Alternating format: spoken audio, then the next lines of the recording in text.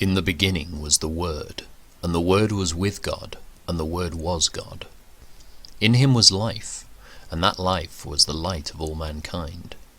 The light shines in the darkness, and the darkness has not overcome it.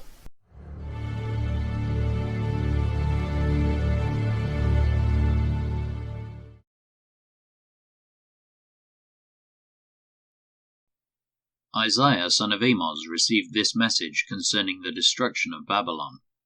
Raise a signal flag on a bare hilltop. Call up an army against Babylon. Wave your hand to encourage them as they march into the palaces of the high and mighty. I, the Lord, have dedicated these soldiers for this task.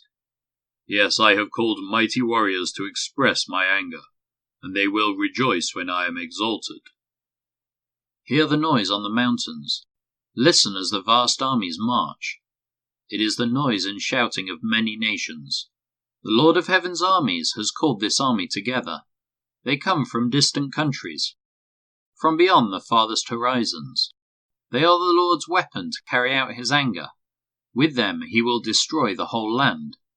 Scream in terror, for the day of the Lord has arrived, the time for the Almighty to destroy. Every arm is paralyzed with fear. Every heart melts, and people are terrified.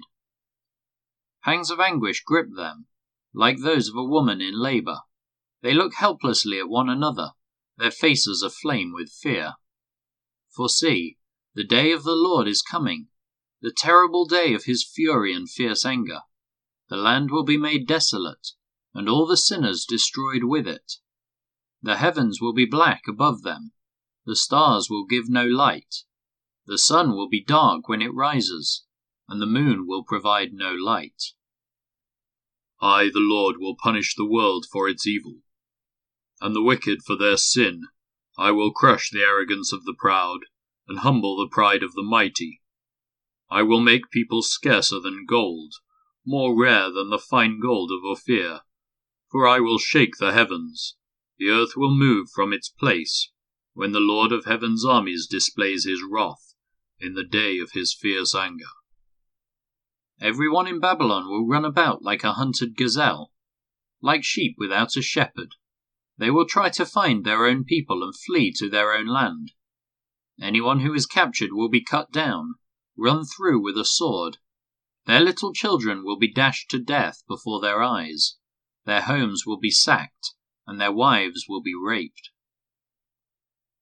Look, I will stir up the Medes against Babylon. They cannot be tempted by silver or bribed with gold. The attacking armies will shoot down the young men with arrows. They will have no mercy on helpless babies, and will show no compassion for children.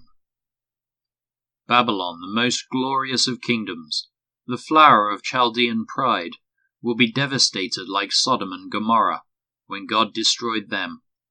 Babylon will never be inhabited again. It will remain empty for generation after generation. Nomads will refuse to camp there, and shepherds will not bed down their sheep. Desert animals will move into the ruined city, and the houses will be haunted by howling creatures. Owls will live among the ruins, and wild goats will go there to dance. Hyenas will howl in its fortresses, and jackals will make dens in its luxurious palaces. Babylon's days are numbered. Its time of destruction will soon arrive. But the Lord will have mercy on the descendants of Jacob. He will choose Israel as his special people once again. He will bring them back to settle once again in their own land, and people from many different nations will come and join them there, and unite with the people of Israel. The nations of the world will help the Lord's people to return, and those who come to live in their land will serve them. Those who capture Israel will themselves be captured, and Israel will rule over its enemies. In that wonderful day when the Lord gives his people rest from sorrow and fear, from slavery and chains, you will taunt the king of Babylon. You will say, "The mighty man has been destroyed. Yes, your insolence is ended, for the Lord has crushed your wicked power and broken your evil rule. You struck the people with endless blows of rage and held the nations in your angry grip with unrelenting tyranny. But finally the earth is at rest and quiet. Now it can sing again. Even the trees of the forest, the cypress trees and the cedars of Lebanon, sing out this joyous song. Since you have been cut down, no one will come now to cut us down. In the place of the dead there is excitement over your arrival. The spirits of world leaders and mighty kings long dead stand up to see you. With one voice they all cry out, "Now you are as weak as we are. Your might and power were buried with you. The sound of the harp in your palace has ceased. Now maggots are your sheet and worms your blanket. How you are fallen from heaven, O shining star, son of the morning! You have been thrown down to the earth, you who destroyed the nations of the world. For you said to yourself, I will ascend to heaven and set my throne above God's stars. I will preside on the mountain of the gods, far away in the north. I will climb to the highest heavens and be like the Most High. Instead, you will be brought down to the place of the dead, down to its lowest depths. Everyone there will stare at you and ask, can this be the one who shook the earth and made the kingdoms of the world tremble? Is this the one who destroyed the world and made it into a wasteland? Is this the king who demolished the world's greatest cities and had no mercy on his prisoners? The kings of the nations lie in stately glory, each in his own tomb, but you will be thrown out of your grave like a worthless branch. Like a corpse trampled underfoot, you will be dumped into a mass grave with those killed in battle. You will descend to the pit. You will not be given a proper burial, for you have destroyed your nation and slaughtered your people. The descendants of such an evil person will never again receive honor. Kill this man's children. Let them die because of their father's sin. They must not rise and conquer the earth, filling the world with their cities. This is what the Lord of Heaven's armies says.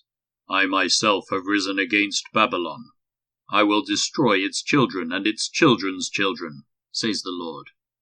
I will make Babylon a desolate place of owls, filled with swamps and marshes. I will sweep the land with the broom of destruction. I, the Lord of Heaven's armies, have spoken.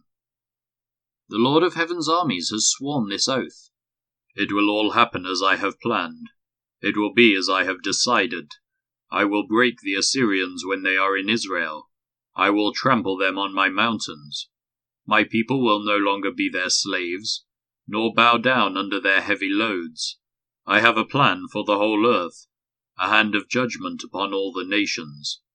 The Lord of Heaven's armies has spoken. Who can change his plans? When his hand is raised, who can stop him? This message came to me the year King Ahaz died. Do not rejoice, you Philistines, that the rod that struck you is broken, that the king who attacked you is dead, for from that snake a more poisonous snake will be born, a fiery serpent to destroy you. I will feed the poor in my pasture, the needy will lie down in peace, but as for you, I will wipe you out with famine, and destroy the few who remain. Wail at the gates, weep in the cities, melt with fear, you Philistines. A powerful army comes like smoke from the north. Each soldier rushes forward eager to fight. What should we tell the Philistine messengers?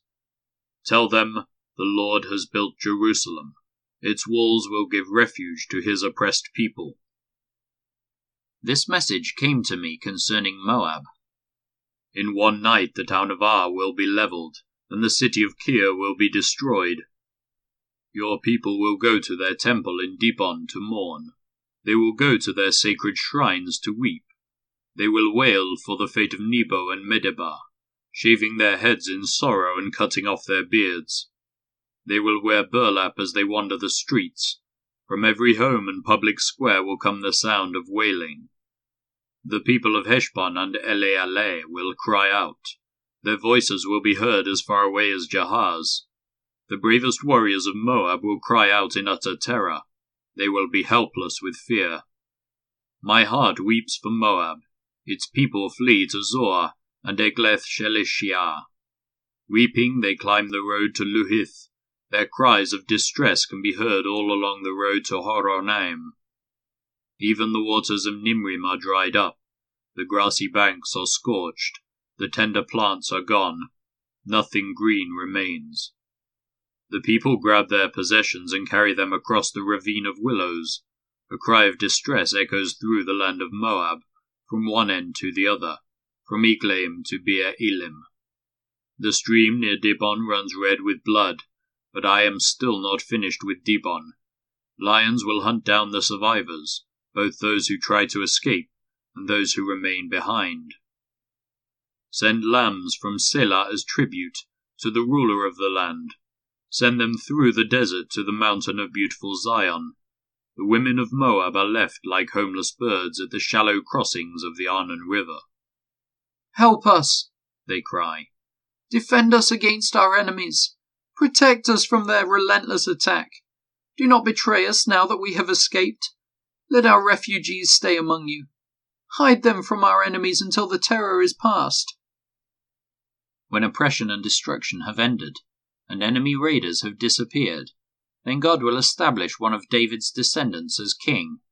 He will rule with mercy and truth. He will always do what is just, and be eager to do what is right. We have heard about proud Moab, about its pride and arrogance and rage, but all that boasting has disappeared. The entire land of Moab weeps. Yes, everyone in Moab mourns for the cakes of raisins from Kir Hareseth. They are all gone now. The farms of Heshbon are abandoned. The vineyards at Sibmar are deserted. The rulers of the nations have broken down Moab, that beautiful grapevine.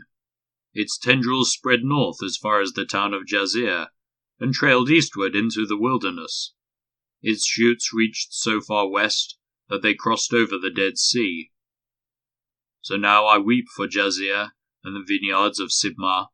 My tears will flow for Heshbon and Elealeh. There are no more shouts of joy over your summer fruits and harvest. Gone now is the gladness, gone the joy of harvest. There will be no singing in the vineyards, no more happy shouts. No treading of grapes in the wine presses. I have ended all their harvest joys. My heart's cry for Moab is like a lament on a harp. I am filled with anguish for Kir Hareseth. The people of Moab will worship at their pagan shrines, but it will do them no good. They will cry to the gods in their temples, but no one will be able to save them. The Lord has already said these things about Moab in the past, but now the Lord says, "Within 3 years, counting each day, the glory of Moab will be ended. From its great population only a few of its people will be left alive." This message came to me concerning Damascus. Look, the city of Damascus will disappear. It will become a heap of ruins. The towns of Aroer will be deserted. Flocks will graze in the streets and lie down undisturbed, with no one to chase them away. The fortified towns of Israel will also be destroyed, and the royal power of Damascus will end. All that remains of Syria will share the fate of Israel's departed glory, declares the Lord of heaven's armies. In that day Israel's glory will grow dim, its robust body will waste away. The whole land will look like a grain field after the harvesters have gathered the grain. It will be desolate, like the fields in the valley of Rephaim after the harvest. Only a few of its people will be left, like stray olives left on a tree after the harvest. Only 2 or 3 remain in the highest branches, 4 or 5 scattered here and there on the limbs, declares the Lord, the God of Israel. Then at last the people will look to their Creator, and turn their eyes to the Holy One of Israel. They will no longer look to their idols for help, or worship what their own hands have made.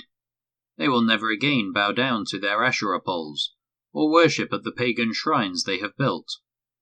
Their largest city will be like a deserted forest, like the land the Hivites and Amorites abandoned when the Israelites came here so long ago.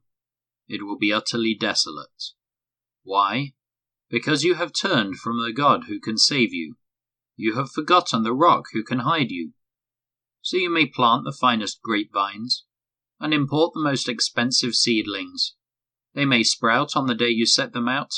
Yes, they may blossom on the very morning you plant them, but you will never pick any grapes from them. Your only harvest will be a load of grief and unrelieved pain. Listen, The armies of many nations roar like the roaring of the sea. Hear the thunder of the mighty forces as they rush forward like thundering waves. But though they thunder like breakers on a beach, God will silence them, and they will run away. They will flee like chaff scattered by the wind, like a tumbleweed whirling before a storm. In the evening Israel waits in terror, but by dawn its enemies are dead. This is the just reward of those who plunder us, a fitting end for those who destroy us. Listen, Ethiopia, land of fluttering sails that lies at the headwaters of the Nile, that sends ambassadors in swift boats down the river. Go, swift messengers, take a message to a tall, smooth-skinned people, who are feared far and wide for their conquests and destruction, and whose land is divided by rivers. All you people of the world, everyone who lives on the earth, when I raise my battle flag on the mountain, look. When I blow the ram's horn, listen. For the Lord has told me this: I will watch quietly from my dwelling place, as quietly as the heat rises on a summer day, or as the morning dew forms during the harvest. Even before you begin your attack, while your plans are ripening like grapes, the Lord will cut off your new growth with pruning shears. He will snip off and discard your spreading branches. Your mighty army will be left dead in the fields, for the mountain vultures and wild animals.